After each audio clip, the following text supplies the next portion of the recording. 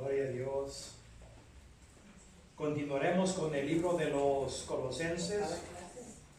Sí. Hermano. Oh, sí, se nos olvidó, hermano, sobre orar por los niños. Pase al frente, hermano.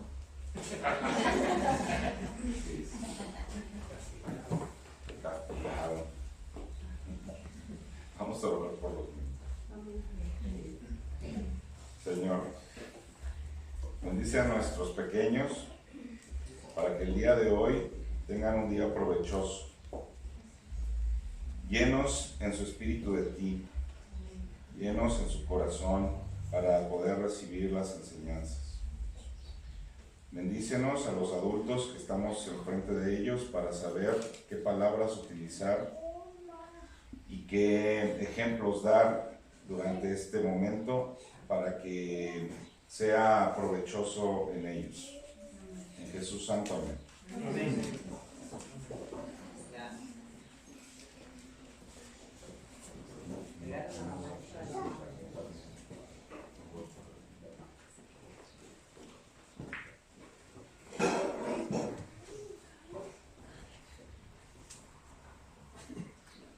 ¿Son todos? Ok. Continuaremos en Colosenses. Vamos a orar. Querido Padre Celestial, nuevamente te damos gracias por tu gran misericordia. Sin ti, Señor, esto que se hace este día no fuese posible.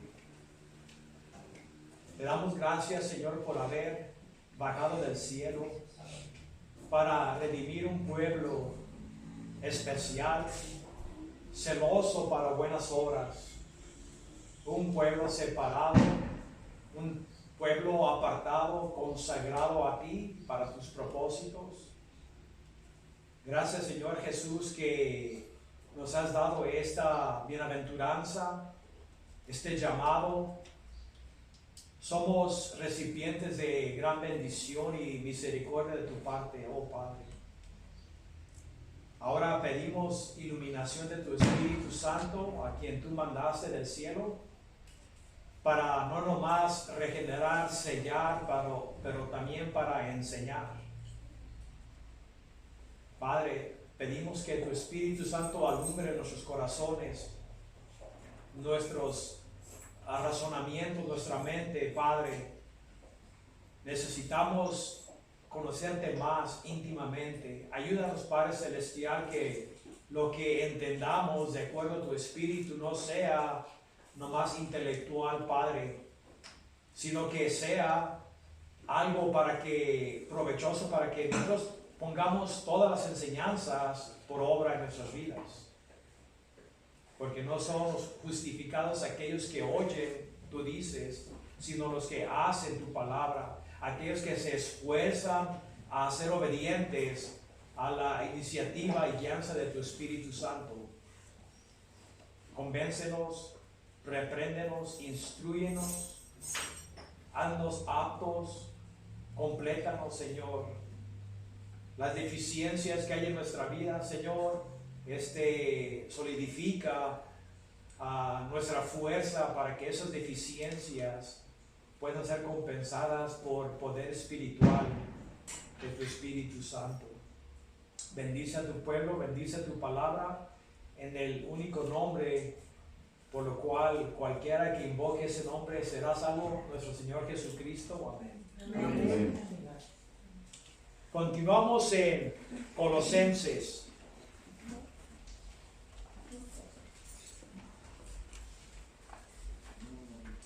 Nos quedamos en el capítulo 2, en el 10, donde estamos completo en él, que es la cabeza de todo principado y potestad.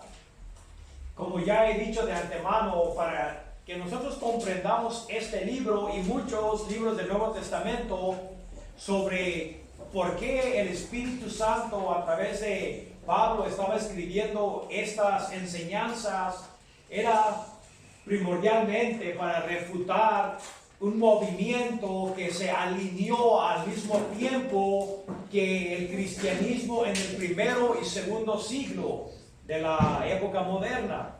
Y este movimiento es el gnosticismo, que de hecho pues puse un poquito de información en el pizarrón para que miren el inicio de esta filosofía, que viene de la filosofía neoplatónica mezclada con judaísmo y cristianismo, que se sincronizó para hacer una nueva o un tipo nuevo de creer, que denigraba a la persona de nuestro Señor Jesucristo. Ahora, en la filosofía gnóstica, ellos enseñaban que había un ser supremo y que ese ser supremo mandaba a aquellos, ellos llaman demiurges o representantes, y Jesucristo era uno de ellos. Era un ser poderoso, por lo cual Él creó el universo. Así de que tú tenías que estar conectado a ese tipo de filosofía para poder comprender este tipo de misterio que ellos enseñaban. Así de que Jesucristo, ellos decían que era responsable por la creación y el mantenimiento del universo, que Él controlaba el mundo material. De esa filosofía, de hecho, rechazaba lo natural, o lo que se puede decir, lo material. En el libro de los Corintios nos hablan sobre que Pablo le dice a los Corintios que huyan la inmoralidad sexual.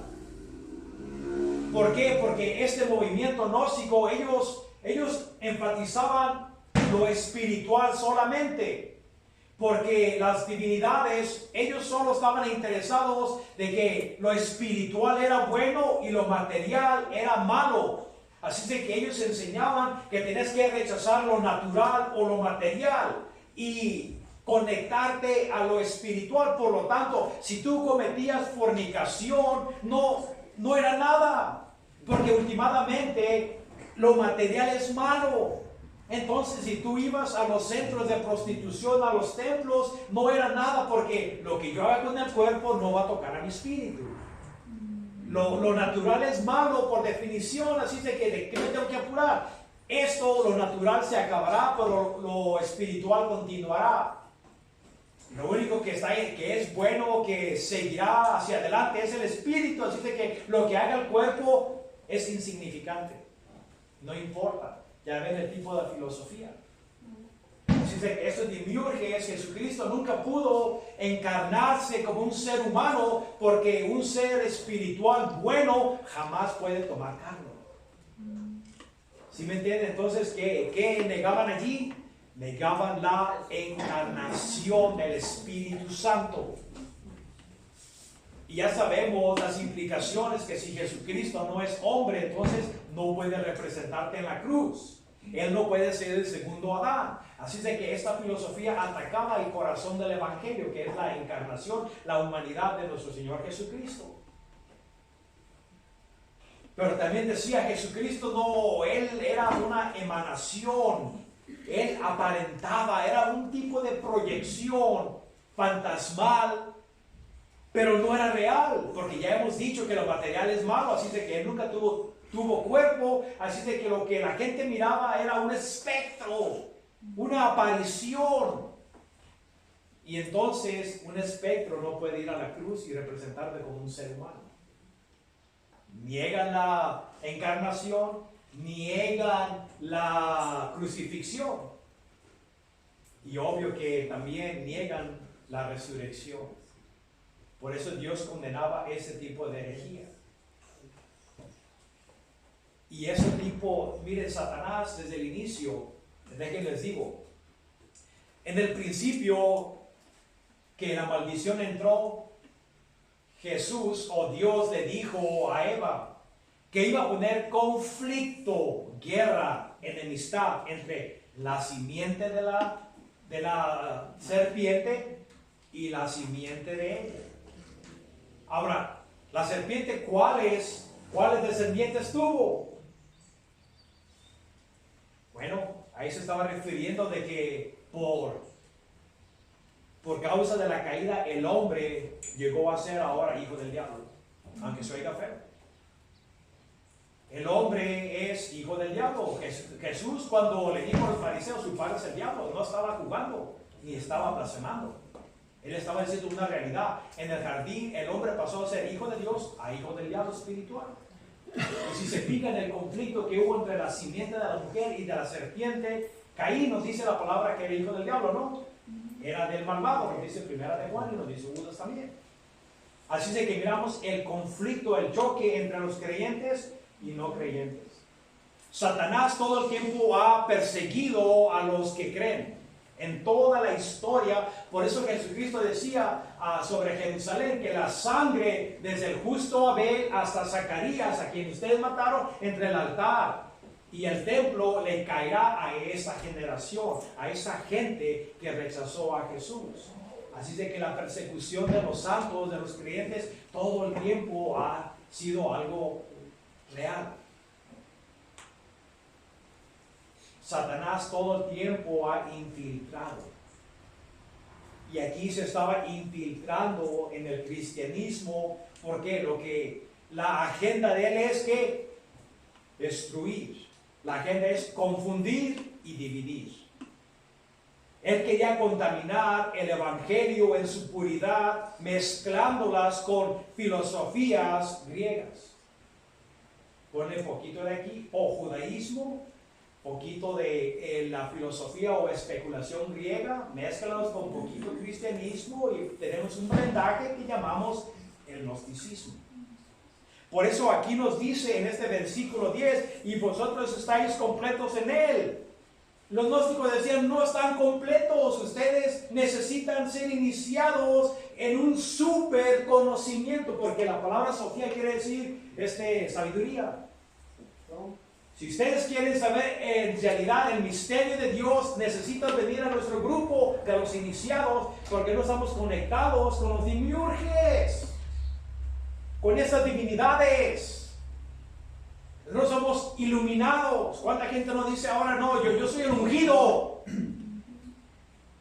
Y así también ellos eran los ungidos, los que tenían este conocimiento secreto. Y si tú quieres obtenerlo, tienes que unirte a nuestro movimiento. Pablo decía, no se dejen llevar. Ustedes no carecen de nada, no te falta nada. Ustedes están completos en Cristo. ¿Por qué? Porque Él es la cabeza de todo principado y potestad. ¿Qué se refiere? Porque ellos dicen, bueno, Jesús no es el Dios verdadero. Ahí lo llamaban Yah o Yahweh, pero había un Dios supremo más grande que todo. Ahí dice que a Jesús lo reducía a uno de los demiurges, a un ser inferior al Creador.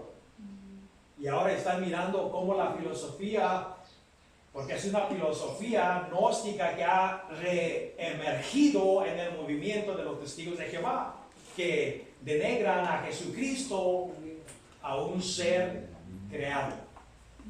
Eso es una continuación del gnosticismo que tuvo su auge y su caída en el 7º siglo. Porque Europa un tiempo reinó ese tipo de filosofía. Pero con la invasión de los musulmanes a España, porque a España se llamaba España la ariana. El arianismo es tipo de esta filosofía. Pero con la invasión de los musulmanes, este tipo de pensar dejó de existir. Y lo que triunfó allí ahora después fue el catolicismo, pero antes España era ariana. Pablo dice no, él no es uno de muchos demiurges, él es la cabeza. ¿Por qué? Porque aquí nos dice en el capítulo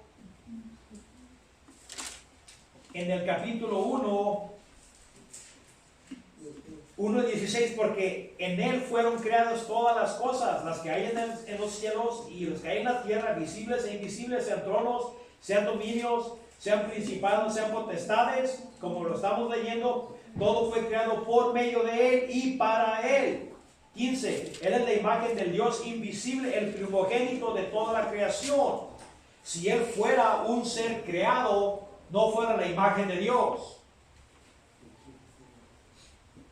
El que me ha mirado a mí, ha mirado al Padre. Yo no puedo decir, aunque la Biblia dice que yo soy la imagen de Dios, pero de los atributos compatibles, yo no puedo decir yo soy igual a Dios en los atributos no compatibles. Jesucristo decía, yo y el Padre uno somos.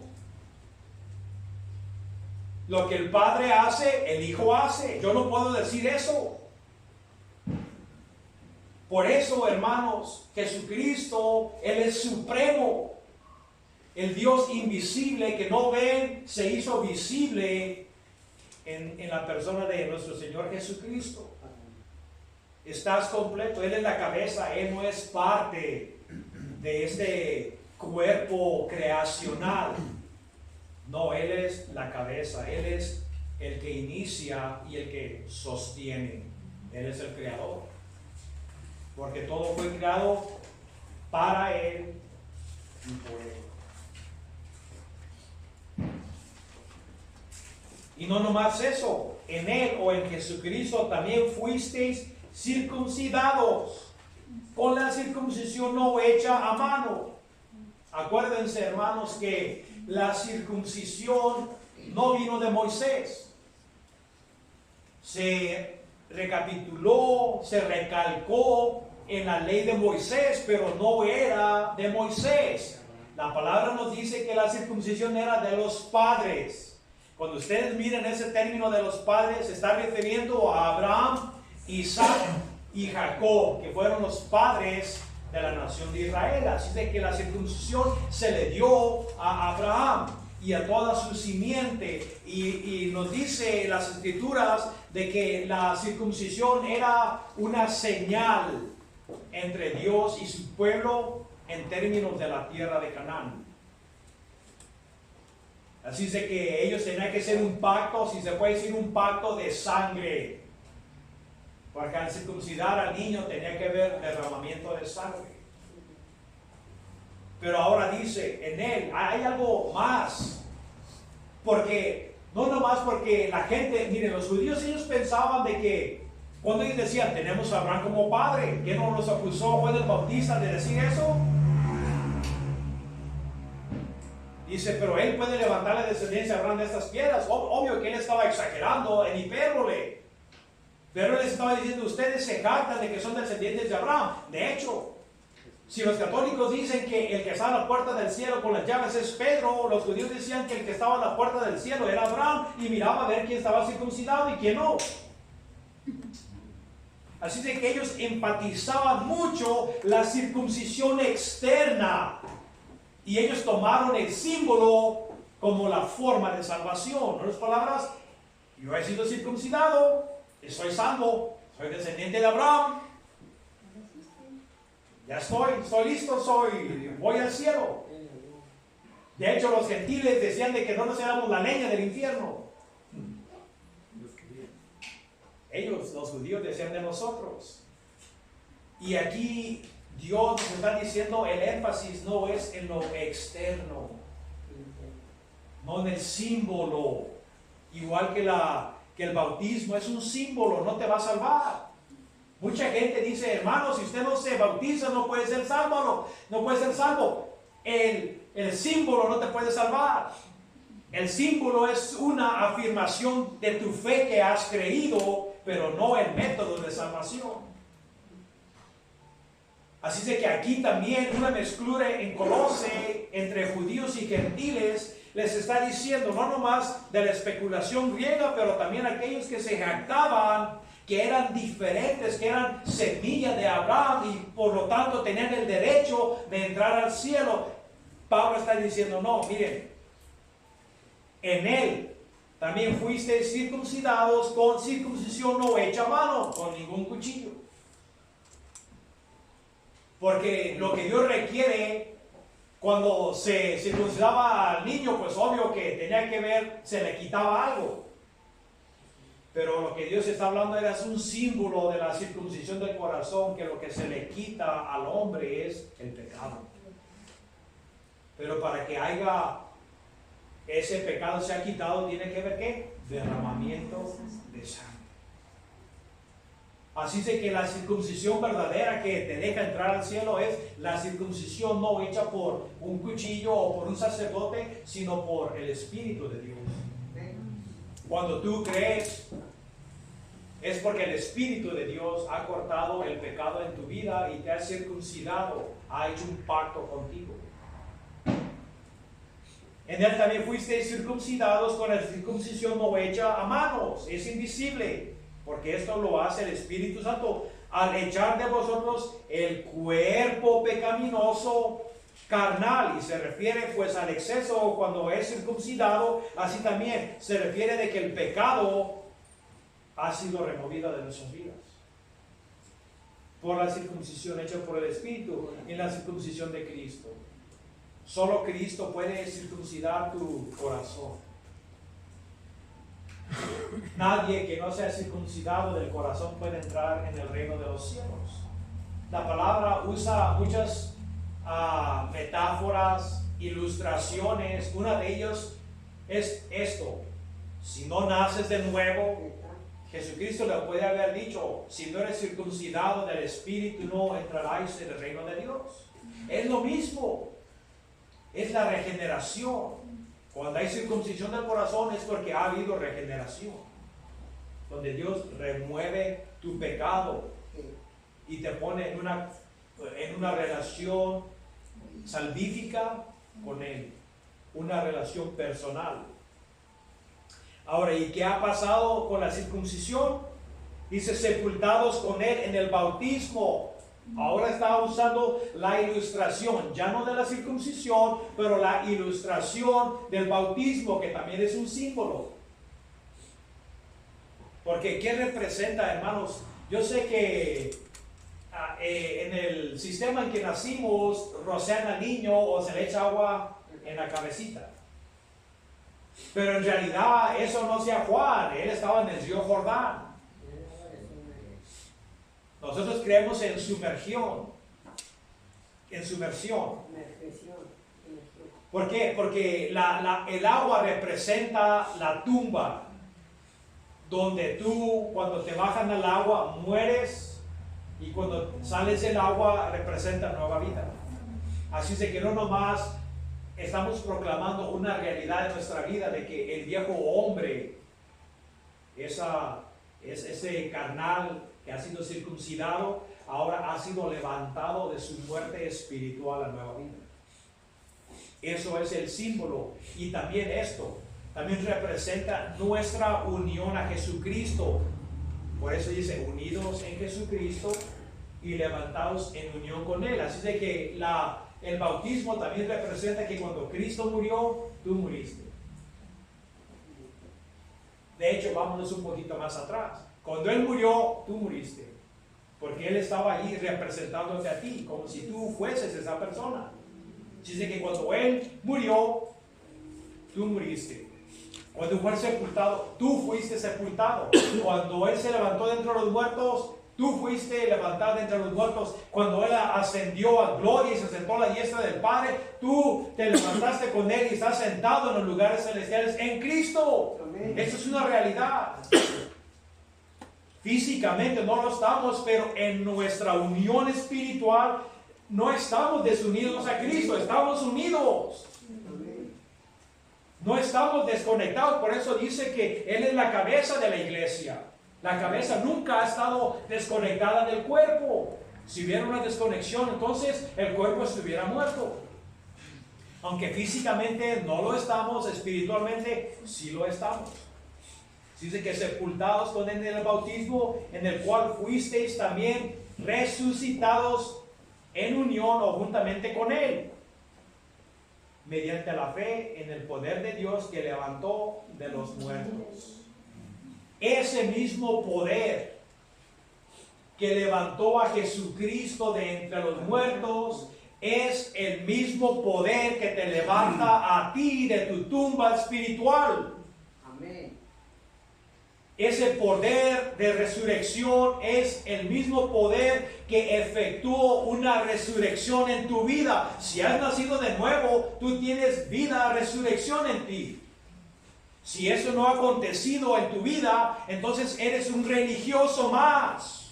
Eres un espectador. Vienes a saciar tus deseos o instintos como un ser humano, pero no tienes o no estás conectado a Dios. Y la palabra te dice que necesitas nacer de nuevo. Es una necesidad. Necesitas nacer de nuevo. Ese mismo poder que es el Espíritu Santo. Pero también sabemos que este poder, que es el Espíritu Santo, Él da vida a donde Él quiere. El viento sopla para donde quiere. No saben ni de dónde viene, ni para dónde va. Así son todos aquellos que son nacidos del Espíritu Santo. No sabrás, porque esa fuerza invisible, tú puedes mover el poder del aire en los árboles, pero no miras el aire en sí. Y así también, cuando una persona ha sido regenerada, cuando ha sido circuncidada del corazón, cuando ha sido levantada de entre los muertos, mirarás la evidencia de vida en su vida. La vida espiritual. Que ahora, estando conectados en una relación de vida a la cabeza, ahora esa sangre espiritual pulsa por tus venas en tu vida. Por eso es importante que el cristiano sepa y entienda de que nuestra vida ahora jamás puede ser igual. Tú ya no estás muerto en tus pecados y delitos, has sido circuncidado por el Espíritu de Dios. Amén. Has sido levantado de la tumba donde te encontrabas. Y esto lo ha efectuado el poder del Espíritu Santo. Y a vosotros, fíjate, estando muertos en pecados, hermanos, yo pienso que hay una falacia ahora en las iglesias, que de hecho eso comenzó desde los tiempos en el cuarto siglo con Ariano. Este movimiento también, el arianismo, que está conectado a este tipo de filosofía de que Jesucristo no es Dios. Pero también Ariano, o vamos a decir Pelagio, porque le cabe más a Pelagio. Pelagio, siendo un sacerdote o un monje católico de Inglaterra en el cuarto siglo, él estipulaba de que aunque el hombre cayó en el jardín, pero quedó intacto. En otras palabras, nada le pasó. Ahora el hombre puede estar libre de escoger o rechazar a Dios, porque su voluntad no está esclavizada al pecado. Y eso se llama la herejía pelagiana. Pero fue refutado. Después salieron los semipelagianos, que dicen, bueno, sí, aconteció algo en la caída, el hombre fue lastimado. El hombre fue lastimado, está gravemente, pero no está muerto. Todavía tiene la capacidad de estirar su mano y agarrarse de Dios. Agustín decía, no. De ahí es donde nosotros agarramos la doctrina del pecado original. ¿Y qué se refiere al pecado original? Se refiere a que no el acto original. No estamos hablando del acto original de Adán y Eva. Estamos hablando de las ramificaciones, de las consecuencias de ese pecado. El pecado original quiere decir que el pecado ahora entró a la creación y se regó a toda la humanidad y a toda la creación. Que el hombre, como Dios dijo, el día que comas de este fruto moriréis. Sabemos de que él no cayó muerto inmediatamente, porque Dios nunca se estaba refiriendo a una muerte física, se estaba refiriendo a una desconexión de su creador, una muerte espiritual.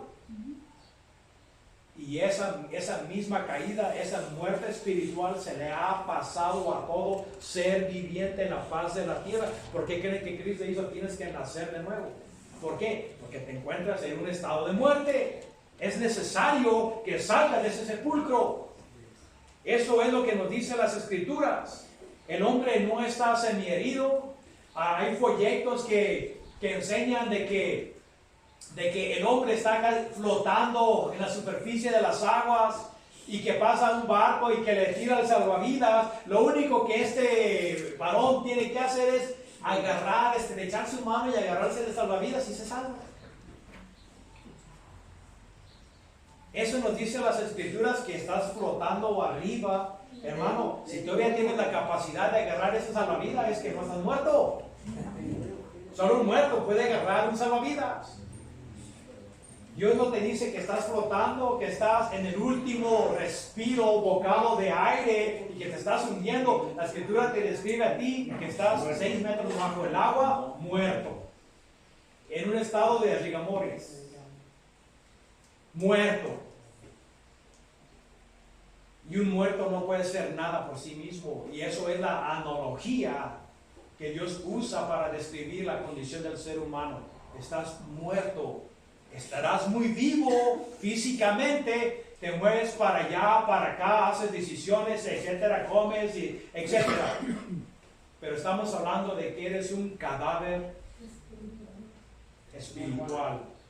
Que estás vivo biológicamente, pero espiritualmente estás muerto.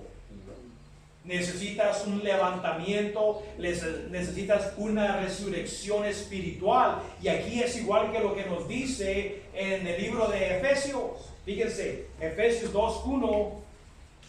Dios nunca habla de términos de semicomatoso, de que está semiherido, trágicamente herido. No, la Escritura describe la condición del ser humano como muerte. Total inhabilidad.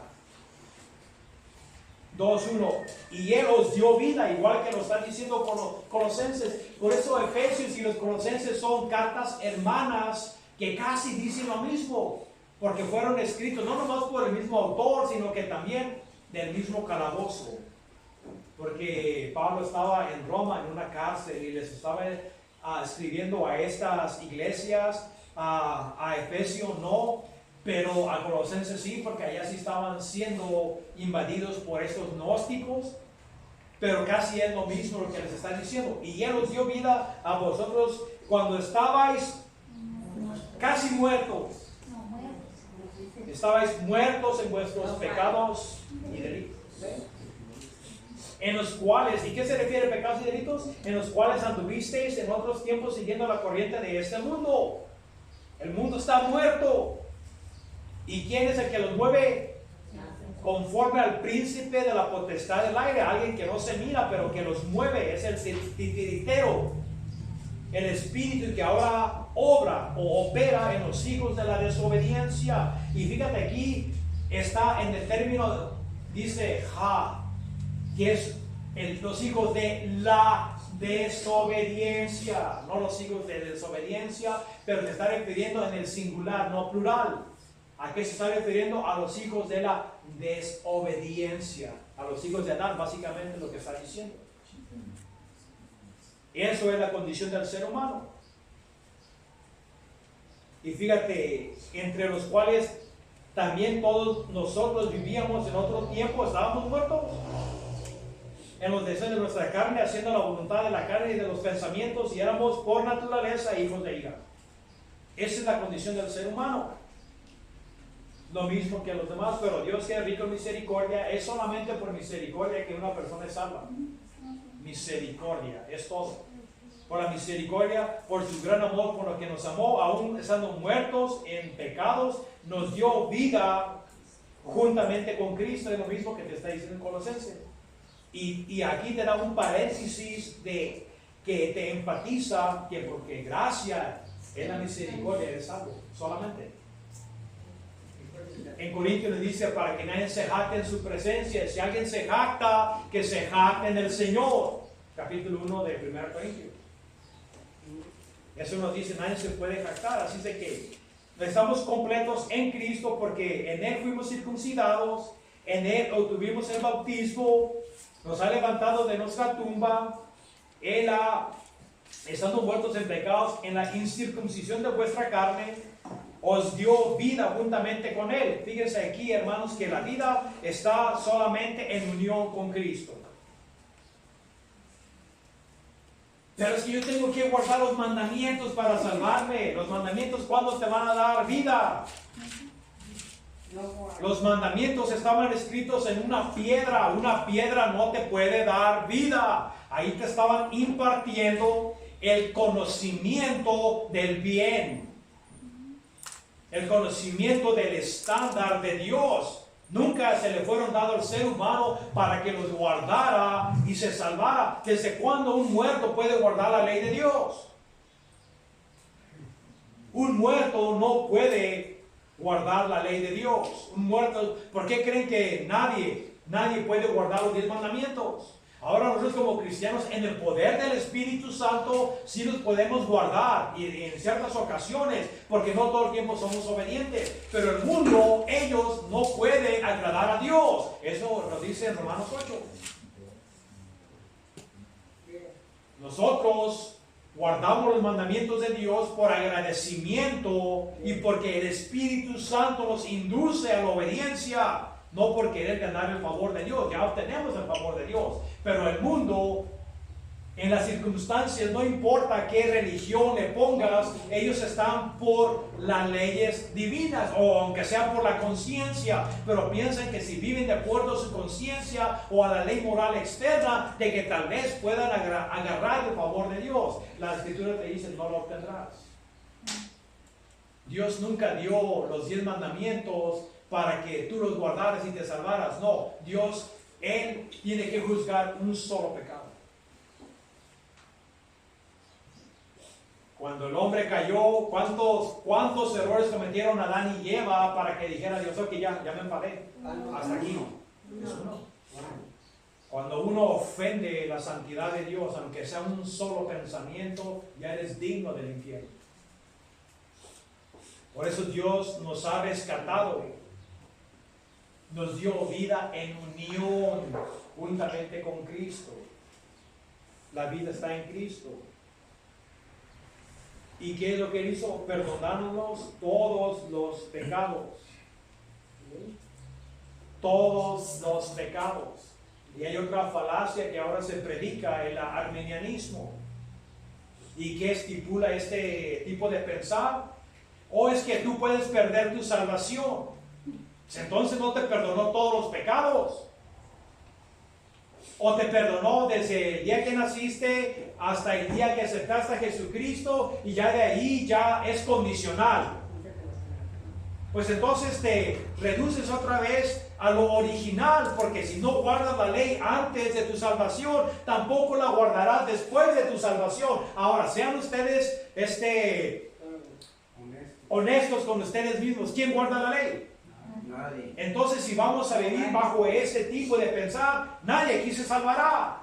En ninguna iglesia de ellos se salvará. Entonces, ¿qué es lo que está aconteciendo? Es que están trayendo un falso testimonio de las Escrituras, y de hecho le están haciendo a un Dios mentiroso, de que Él no pudo perdonar tus pecados. Dios no vino a ayudarte a que te salves. Él no vino como un aliado a tu lado. Él vino a hacer lo que para ti es imposible, y que es salvarte a ti mismo. Él vino a pagar y cancelar tu deuda. Amén. De una vez y para siempre. Todos, no dice algunos. Aquí no admite pecados veniales ni pecados mortales. Pecado es pecado. La paga del pecado es la muerte.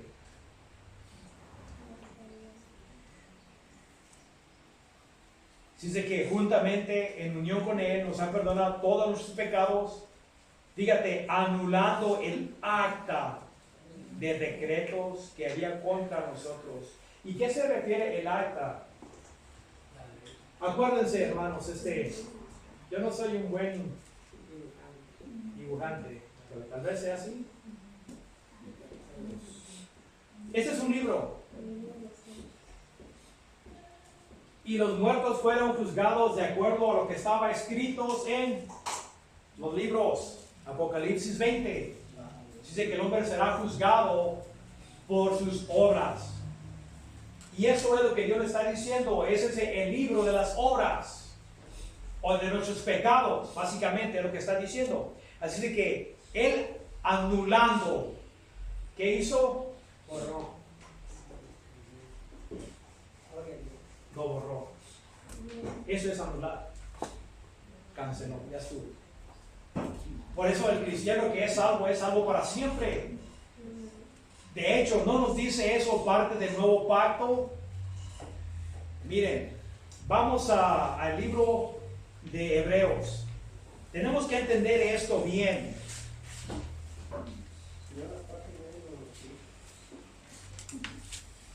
En el capítulo 10,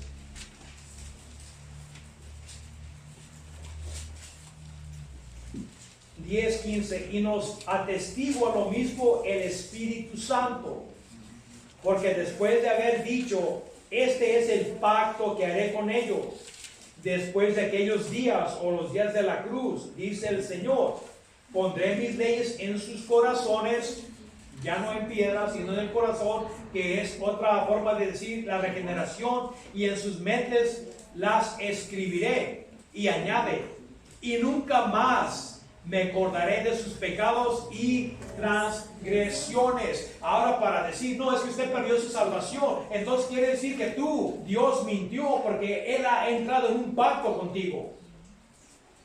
Y entonces tú estás haciendo a Dios mentiroso y que no guarda los pactos.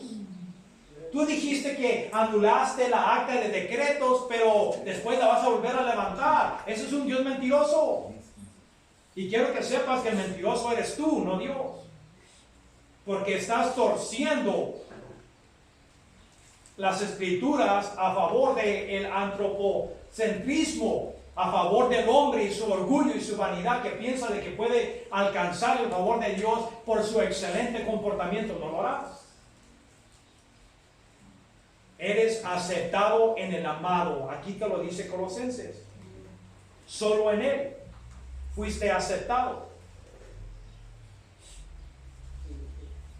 juntamente con Él, en el versículo 13, anulando el acta de decretos que había contra nosotros, que nos era contraria, quitándola del medio y clavándola en la cruz. Así de que ese acta de decretos, fíjense lo que hizo, hermanos, se me hace que es segunda de Corintios. Segunda de Corintios.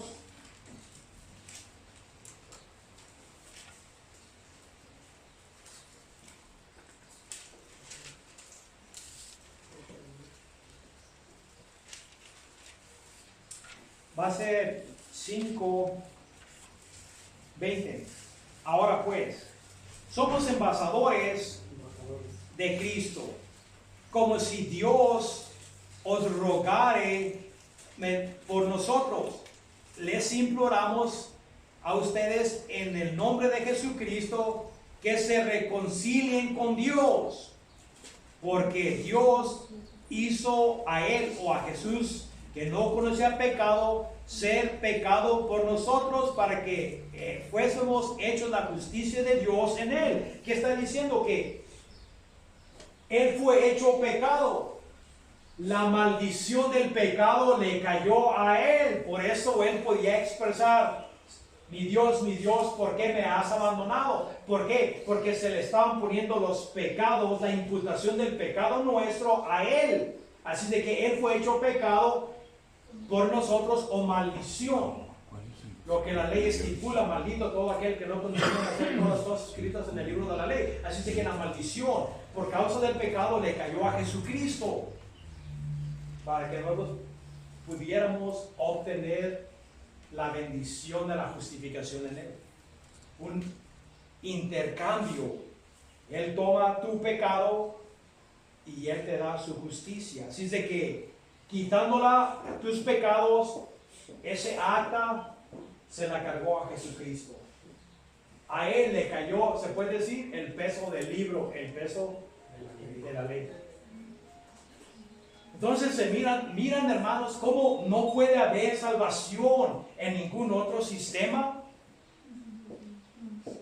¿Qué acaso Cristo mintió cuando Él dijo, yo soy el camino, la vida y la verdad? Y nadie llega al Padre si no es por mí. ¿Por qué? Porque Él es la puerta angosta.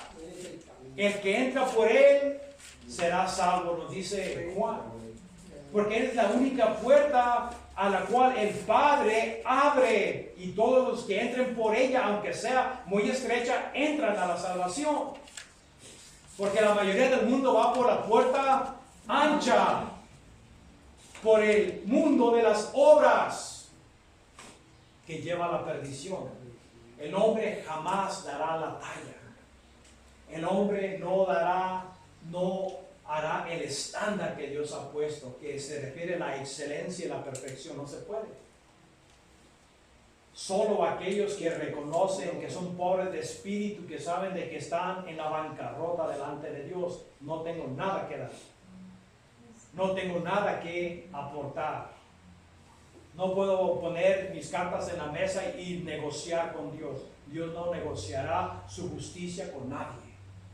El hombre está perdido. Necesita nacer de nuevo. Necesita que esa acta de decretos que es contrario a ti sea quitada y puesta en Jesucristo. Por eso en la salvación está en Jesús, hermano. Amén. Se están mirando de que esto no es una religión. Todo el que viene a Jesucristo, que se da cuenta de que es pecador y que reconoce de que ha fallado y que ha ofendido a su Creador y viene y se refugia en Jesucristo, encuentra vida eterna. Amén. No es un método de buenas obras, de prender velitas, de hacer peregrinajes, de autoflagelarte, de hacer tantas cosas para llamar la atención de Dios. No, ya tienes el favor de Dios en Jesucristo. La mano estrechada de paz solo se encuentra en la cruz. Si tú agarras esa mano y haces o te reconcilias, como dice Corintios, como somos embajadores y imploramos, reconcíliate contigo. Porque Dios le ha puesto a Él el pecado de nosotros. La clavó en la cruz. Esa deuda que podríamos haber acumulado en toda nuestra vida ha sido clavada en la cruz, ha sido anulada. Y no nomás eso, y despojando a los principados, nos dicen en el 10 que es la cabeza de todo principado y potestad. Así es de que en la cruz y despojando a los principados y las potestades. Fíjense, guarden su lugar allí y vayan a Génesis. Génesis.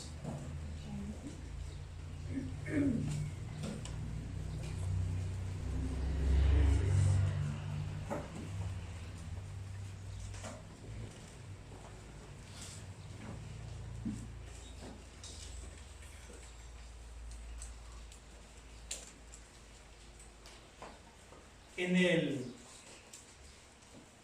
capítulo 3:16. Y a la mujer le dijo: yo multiplicaré tus dolores de parto y en dolor darás a luz a hijos. Tu deseo será para tu marido, pero él gobernará sobre ti. Ahora, déjenme voy un poquito más atrás. Es en el 14 que diga: a la serpiente, porque has hecho esto, maldita eres entre todo el ganado y toda bestia de la tierra o del campo. En tu estómago andarás y comerás polvo todos los días de tu vida, y pondré enemistad entre tú y la mujer, entre tu simiente y su simiente, como comentaba. Él, o la simiente de la mujer, dice, te golpeará la cabeza y tú le morderás el talón o el carcañar. ¿Qué se estaba refiriendo? De que iba a haber un conflicto, que últimamente lo que la serpiente hizo sería derrotada. Esta es la esperanza, hermanos, de que un día vendría alguien que derrotaría, porque la serpiente, su poder está en la cabeza, pero si tú le machucas la cabeza, su poder se ha anulado. Ahora, en el libro de Hebreos,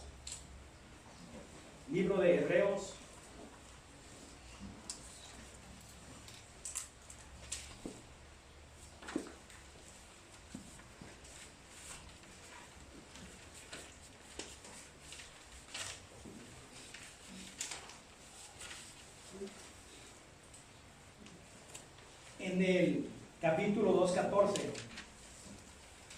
Y así como los hijos participaron de carne y sangre, así también Él, se refiere a Jesucristo. Aquí se refiere, esto es pues se puede decir una expresión figurativa para decir carne y sangre, se refiere a un humano o la humanidad.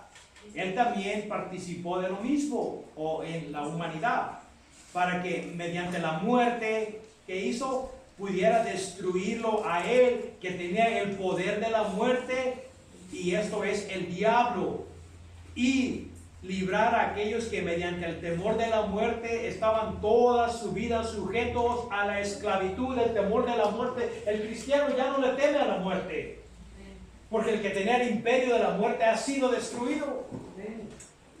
Llegó otro ser humano, otro Adán, el que sí, el otro fracasó. Este nuevo Adán, que representa una nueva línea, una línea de aquellos que son hijos de Dios espirituales, él llegó y sí, lo derrotó en la cruz, pero a un alto costo, porque Satanás le mordió el carcañal y también eso vuelve. Pero últimamente la victoria fue de Dios. Amén. Y eso es lo que nos está diciendo aquí en Colosenses.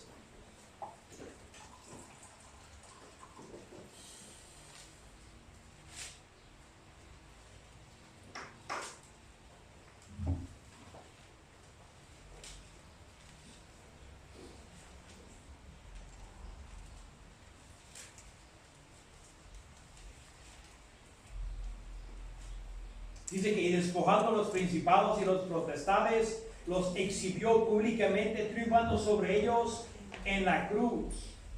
Obvio que no se miró a los huestes o a esas potestades derrotadas. ¿Por qué? Porque son seres espirituales que no se miran. Pero aquí la ilustración es como un guerrero que va a la guerra, vamos a decir como el César, Titus Flavius. Cuando él fue y destruyó a Jerusalén, el botín del templo y de la nación fue llevada a Roma. De hecho, con el dinero que llevaron de Jerusalén, construyeron el Coliseo. Y en la columna de la entrada, allí enseñan unos romanos con la manora o el candelero de oro que está muy pesado. Así de que ellos pusieron este desfile que aconteció después de la derrota de los enemigos de Roma y su paz, que eran los judíos. Ellos presentaron todo el botín del despojo, de la derrota del enemigo. Y aquí la ilustración es de un rey que va y derrota a sus enemigos. Y cuando los césares entraban a Roma, echaban también parte del botín a la gente. Ellos estaban manifestando y muchas veces traían atrás un tren de esclavos o enemigos derrotados en cadenas. De hecho, los judíos, cuando llegaron los babilonios, ¿saben qué hacían? Ellos ponían un gancho en tus narices. No, era un gancho. Y lo ponían en la nariz de cada persona. Y se los llevaban así derrotados a su tierra. Imagínate, si el de enfrente se caía, ¿qué te iba a hacer a tu nariz? Triunfando. Así también aquí la alegoría es como un gran rey que derrotó a sus enemigos. ¿Y quién era el enemigo de Dios? Satanás y su ejército. Satanás ha derrotado para nosotros, hermano. ¿Qué es lo que tenemos que hacer ya? Resistir y huirá. No tenemos que andarlo buscando, ni reprendiéndolo, nada. Nosotros no buscamos al diablo, buscamos a Jesús. Ya sabemos que Él es el león rugiente, pero ya no tiene dientes, ya no tiene garras. Él ha sido derrotado, hermanos. Y sabemos que nos dice en el libro de Hebreos que la gente estaba sujeta a la esclavitud del temor. ¿Por qué la gente tiene temor de la muerte, hermanos? Porque inconscientemente ellos saben de que son culpables delante de Dios. No es que yo soy ateo, no. Eso es lo que a ti, a tu conveniencia dices para justificar tu comportamiento. Pero muy profundo adentro de ti, tú sabes de que hay un Dios y que vas a ser juzgado con Él. Y por eso le tienes temor a la muerte. Pero para nosotros, hermanos, como cristianos, no tenemos que tenerle miedo a la muerte, porque sabemos que ese acta de decretos ha sido removida. Otra falacia que yo he mirado entre los cristianos es esta. Es que vamos a dar cuentas delante de Dios. Yo no digo que Jesucristo en el asiento bema o bima, como le quieran llamar, donde la iglesia será evaluada, pero no se está refiriendo para dar cuenta de sus pecados. Pongan ese concepto, esta verdad en sus vidas, que tu pecado ha sido anulado. Entonces, si ha sido anulado y cuando estés delante de Cristo, ¿qué es lo que se va a evaluar? Tus pecados no, porque ya han sido lidiados en la cruz. Entonces, ¿qué es lo que tú darás cuenta? Tú darás cuenta de tu comportamiento como cristiano y de tu servicio a Dios. Ahí tienes que dar cuenta, Dios, de tu administración. ¿Qué hiciste con la vida que yo te di? Ahí se determinará el tipo también de gobierno que tú vas a ejecutar cuando Cristo venga en la tierra. Cuando decimos que cuando reinemos con Él, vas a hacer algo en el reino, pero tu servicio a Dios determinará la posición de tu servicio a Dios en el milenio. Esto debe de darnos una iniciativa, debe darnos un deseo de servirle a Dios, porque a muchos yo pienso que dicen, a mí no me importa, soy un barrenero, que seas algo. ¿Ese es tu pensar? ¿Eso es tu pensar en realidad? ¿Prefieres las cosas de este siglo y ser irresponsable delante de Dios, o como Él dice, siervo inútil y flojo? ¿Eso es lo que tú quieres que Dios te diga? Yo pienso que sí, a muchos, porque no les importa. Pero no, hermanos. Nosotros seremos juzgados por nuestro servicio a Dios, por nuestra obediencia, no por nuestros pecados. Ya Dios ha colgado a esos pecados en la cruz. Ya triunfó sobre las potestades. ¿Quién traerá una acusación contra el pueblo de Dios? Nadie. El acusador de los hermanos, donde él será expulsado, donde ya no podrá acusar a los hermanos jamás. Él no piensa que está aquí, Él está entre el cielo y la tierra acusando a ustedes. Nos acusa a todos nosotros delante de Dios día y noche. Eso dice la Escritura. ¿Ves a ese? Mira su comportamiento. Condénalo. Él no es digno de tu amor, Él no es digno de tu... Mira cómo es. Pero abogado en el cielo tenemos, Cristo el justo, que Él nos justifica. Entonces, si ya hemos sido circuncidados, hemos sido levantados de nuestra muerte espiritual, por tanto, nadie os juzgue en comida o en bebida. Si ustedes se fijan, hermanos, básicamente el mundo está bajo los rudimentos de este mundo. ¿A qué me refiero? Cosas que son compatibles. los musulmanes, católicos, los hindús, casi todos prenden velitas. Esto va a ganar el favor de Dios. El día de Ramadán, los musulmanes que tienen que ayunar y que tienen que hacer obras de caridad. Si ustedes quieren obtener si conocen a un musulmán en el día de Ramadán, vayan y pídanle algo y te lo va a dar, porque él quiere ganarse su salvación, porque es el mes de la penitencia. Es lo que les digo. Tenemos llega la cuaresma, usted ya no puede comer eso. Oh sí, la escritura dice que todo es bendecido por Dios y nada de ser rechazado si se recibe con oración y acción de gracias, ¿no?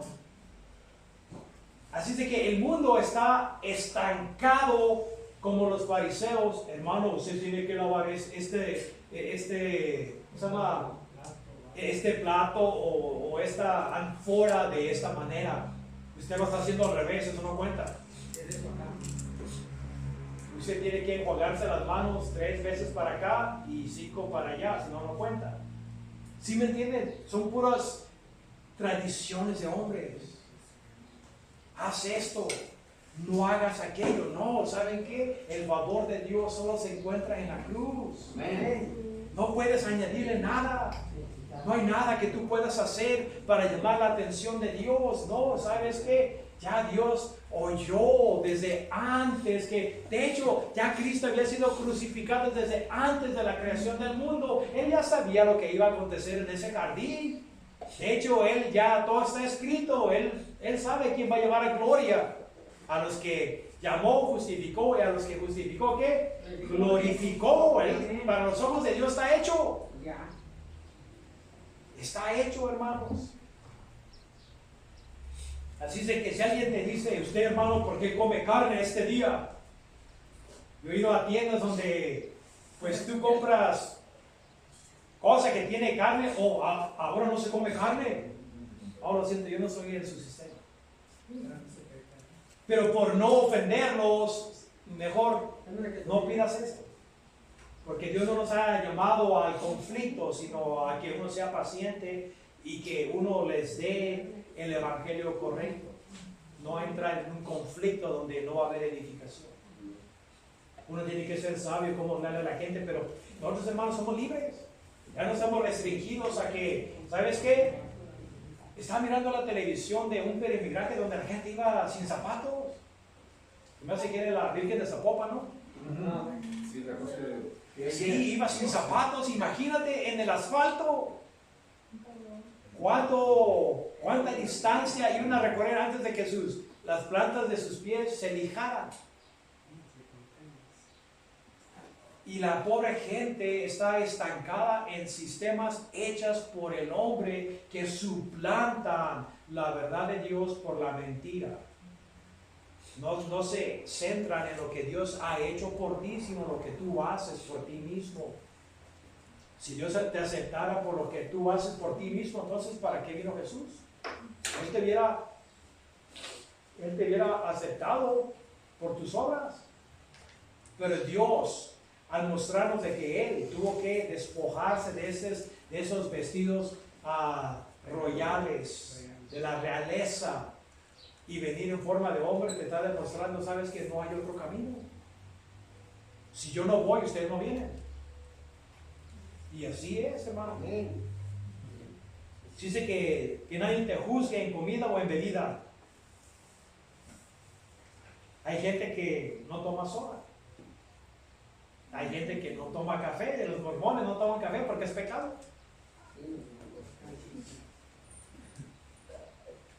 O en cuanto a días de fiesta, ¿y usted por qué no guarda el día de los tabernáculos? Obvio que se refiere a eso porque todavía el sistema católico no estaba. Pero se refería a las festividades judías. ¿Y usted por qué no acude a la expiación en el templo? ¿Por qué no se va una semana de vacaciones y en tiendas y celebra la semana de los tabernáculos? ¿O por qué no celebra el Pentecostés de las primeras cosechas? ¿O por qué no celebran las nuevas lunas? ¿O la convocación santas? Esto es lo que ellos estaban estancados. Y aquí he dicho que el gnosticismo también es una mezcla entre el judaísmo y filosofía griega. Pero aquí nos está diciendo, ¿sabes qué? Aunque un judío te diga, ¿por qué no guardas tú esto? Porque yo sé que había judaizantes también allí en Conoce y te iban a cuestionar, ¿usted por qué no hace esto? O yo no lo hago porque mis pecados han sido anulados. Porque yo estaba muerto y ahora estoy vivo. Yo he sido circuncidado con la circuncisión hecha por el Espíritu Santo, no con ustedes, hecha por mano. Por eso Cristo trajo un nuevo pacto, un pacto superior. De hecho, hay algo, miren, en el libro de los Hebreos, yo les recomiendo que lean Hebreos si quieren ustedes comprender el Viejo Testamento. Si ustedes no pueden comprender Hebreos, no comprenderán el Viejo Testamento.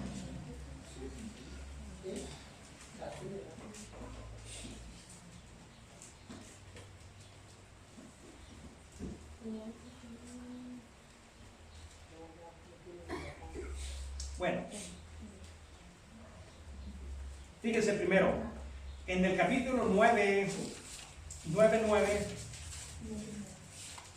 dice, era simbólico del tiempo presente, entre los regalos y los sacrificios eran ofrecidos, que nunca podían perfeccionar a aquellos que ofrecían el servicio en tocante a la conciencia, preocupados solamente por comidas, bebidas, lavamientos, ordenanzas humanas, impuestas, porque sí, había ciertas ceremonias que tenían que hacer, pero fue impuesto hasta que el tiempo de la reformación, donde esto iba a ser reformado. Ahora, en el capítulo 7:18, esto es muy, muy importante. 7:18.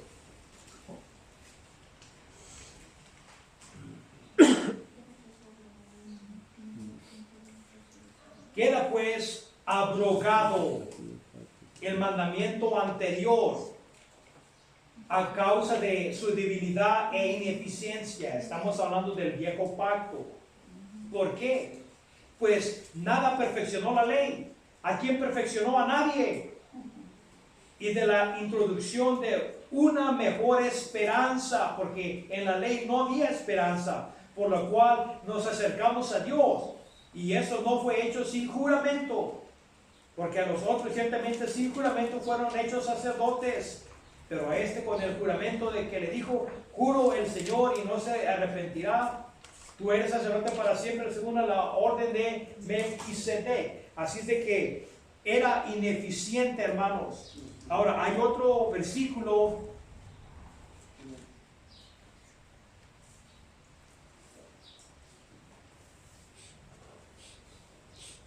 Ahorita les digo dónde.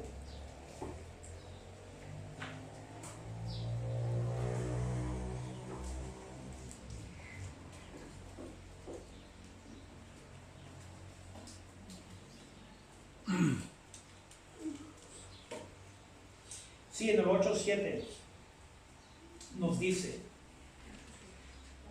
porque era que el primer pacto, si no hubiera falta en él, no se hubiera buscado otro otro segundo pacto. Pero ¿qué dice? Así de que el pacto no es el problema, hermanos. El problema es, fíjate lo que dice, porque encontrando falta o culpa en ellos, él dijo, mira que los días vienen, dice el Señor, que yo haré un nuevo pacto con la casa de Israel y con la casa de Judá. No de acuerdo al pacto que yo hice con sus padres en el día que los tomé de la mano y los guié de la tierra de Egipto.